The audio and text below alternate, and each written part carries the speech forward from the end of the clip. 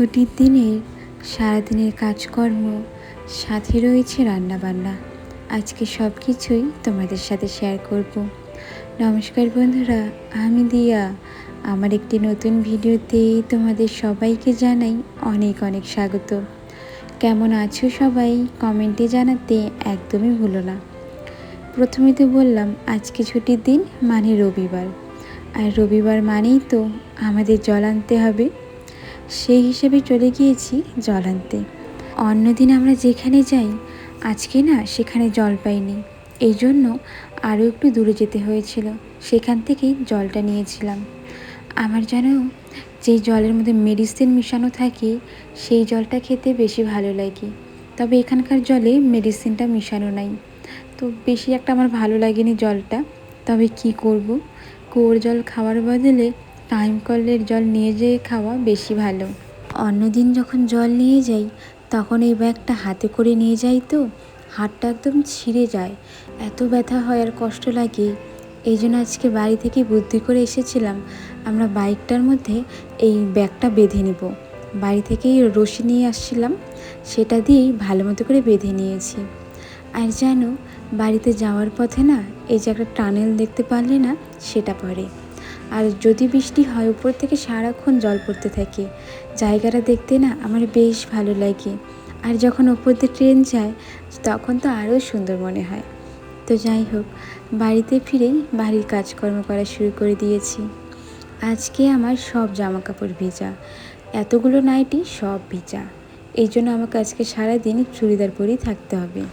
তা চলো বন্ধুরা, আমি ঘরের কাজগুলো করি, তার সাথে তোমরা যে আমার আগের ভিডিওতে মিষ্টি মিষ্টি কমেন্ট করেছিলে সেই কমেন্টগুলো পড়ে নিই। ঋতু সাহা দিদিভাই বলেছ, দিদিভাই তোমার শাড়ি কালেকশান ও কুর্তি কালেকশান দেখাবে আমাদের, খুব ভালো লাগবে।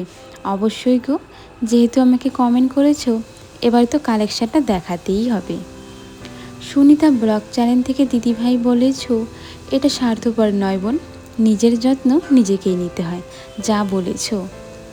মামন চ্যানেল থেকে বলেছ, আমি তোমার সব ভিডিও দেখি, খুব সুন্দর হয় ভিডিওগুলো, ধন্যবাদ দিদিভাই। মিনু ফ্যামিলি ব্লগ চ্যানেল থেকে বলেছ, দিদিভাই পুরো ভিডিওটা অনেক সুন্দর হয়েছে, কাপড় গুছানো অনেক ভালো লাগলো। অনেক অনেক ধন্যবাদ গো দিদিভাই। অর্পিতা জয় চ্যানেল থেকে বলেছ, তোমার কথাগুলো খুব মিষ্টি, ভালো থেকো, লাইক করে পাশে থাকলাম। ধন্যবাদ দিদিভাই। তুমি যে এখন প্রত্যেক দিন আমার ভিডিওতে কমেন্ট করো সেটা দেখে আমার ভীষণ ভালো লাগে। সুদীপ্তা দিদিভাই বলেছ, খুব সুন্দর ভিডিও বোন, খুব ভালো লাগলো। সত্যি তুমি এত সুন্দর করে কমেন্টগুলো পড়ো, কারো শরীর খারাপ শুনলে তুমি রোজ বলো তুমি আগে ভালো হয়ে যাও। হ্যাঁ গো, আমার না সবসময় এটা মনে হয়, যারা আমার ভালো চায় বা আমার সাথে কথা বলে, এমনকি আমার ভালো নাই চাক, আমার আশেপাশের মানুষগুলো সবসময় ভালো থাকুক, তবে তো ভালো লাগে, তাই না? তোমার মুখে কথাগুলো শুনতে খুব ভালো লাগে। রাজারহাট তুমি আসতে, রাজারহাটটা আমাদের এখান থেকে একটু দূরে। আচ্ছা, তোমার কি ফেসবুক আছে? হ্যাঁ গো দিদিভাই, আমার ফেসবুক ইনস্টাগ্রাম সব আছে। তুমি বলো কোনটা চাও, আমি পরের দিন তোমাকে জানিয়ে দিব। এবং গল্প করতে করতে আলমারিটা গোছানো হয়ে গেল।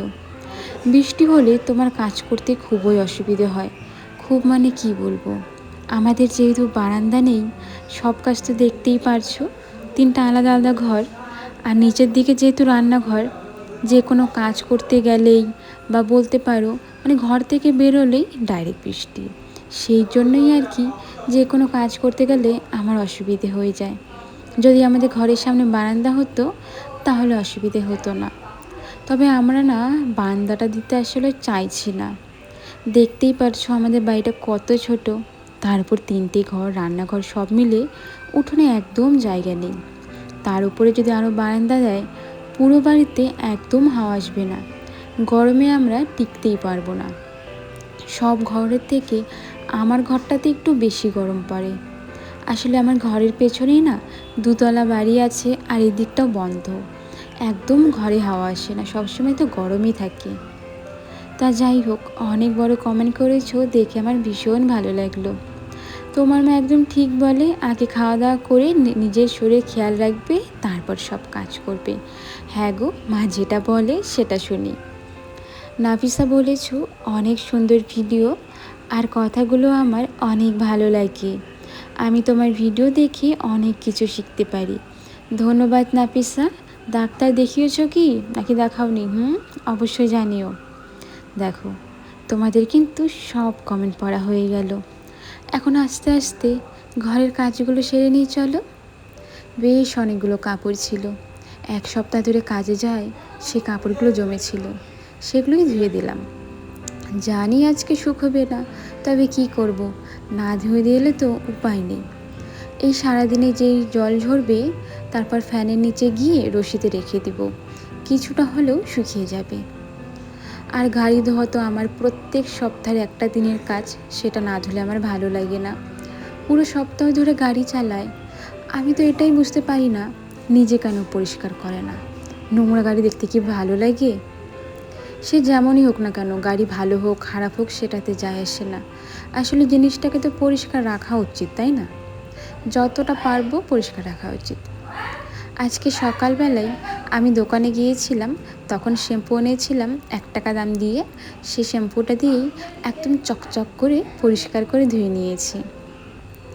জানো তো, আজকে সকালবেলা না আমি একটু দেরি করে ঘুম থেকে উঠেছিলাম।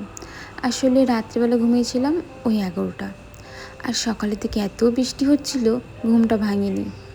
ওই যে মনে মনে ভাবনা ছিল আজকে রবিবার, সকালে একটু দেরি করে উঠলেও কোনো সমস্যা নেই। এই জন্য সকালের রান্নাটা শাশুড়িমাই করেছিলেন, আমি কোনো কিছু করিনি। আর জানো আজকে বাড়িতে সবাই রয়েছে, এই জন্য সকাল যেটা রান্না করা হয়েছিল সব শেষ। তা ভাবলাম দুপুরে রান্নাটা বসিয়ে দিই। দুপুরে করব সয়াবিনের তরকারি, তা না একবারেই তরকারিটা করে নিব, কারণ এখন ঘড়িতে বাজে দুপুর 2টা। রান্না করতে করতে অনেকটা সময় পেরিয়ে যাবে।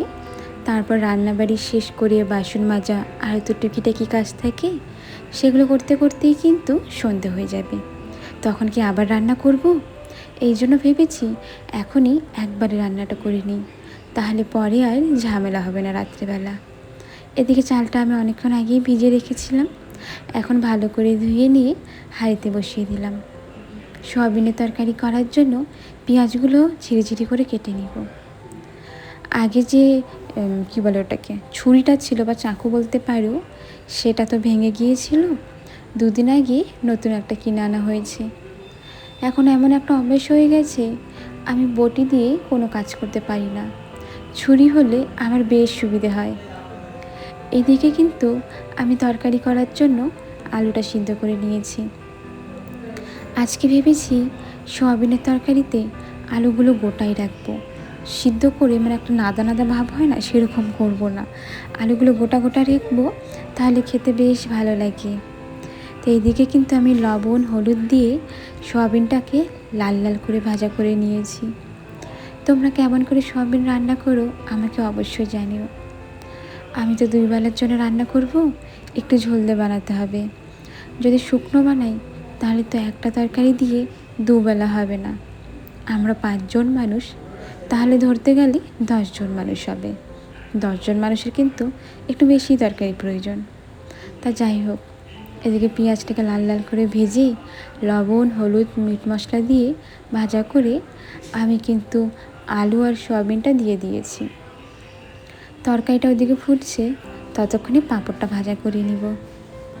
আমি তো সবসময় 3 কোনা পাঁপড়ই খেয়ে থাকি, আজকের পাঁপড়টা একটু অন্যরকম। ওই যে কলসি যেমন দেখতে হয় ঠিক তেমনটাই। আজকের পাঁপড়টা খেতে না বেশ ভালো লেগেছিল, অন্য দিনের থেকে টেস্টটা একটু ইউনিক মনে হলো, একই রকম জাস্ট একটু আলাদা মনে হলো। তো পাঁপড়গুলো ভাজা হতে হতেই সবার খিদে পেয়ে গিয়েছিল, আমাকে বারবার ডাকছিল রান্না কি হলো হলো। সাথে সাথে ওদের সবাইকে খেতে দিয়ে দিলাম। ভিডিওটা বেশিক্ষণ আর কন্টিনিউ করতে পারিনি। আজ তাহলে আসি বন্ধুরা, সবাই ভালো থেকো সুস্থ থেকো, টাটা সবাইকে।